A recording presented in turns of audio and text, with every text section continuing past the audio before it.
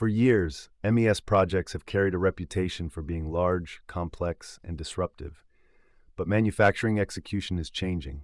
A traditional MES can be powerful, but it often requires manufacturers to fit their processes into a fixed structure. That can slow adoption, increase customization, and make change harder. A composable MES takes a different approach.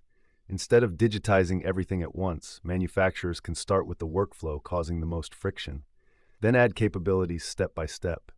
That might mean starting with production order management, or operator instructions, or quality checks, or issue tracking. The goal is to solve one real plant constraint first.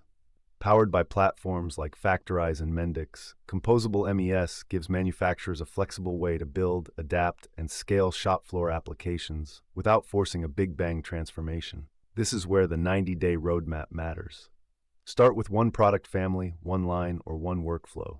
Prove measurable value, then expand with confidence. Traditional MES is not going away, but for manufacturers that need speed, flexibility, and lower disruption, Composable MES offers a practical path to connected execution. Start small, prove value, scale execution. That is the promise of Composable MES.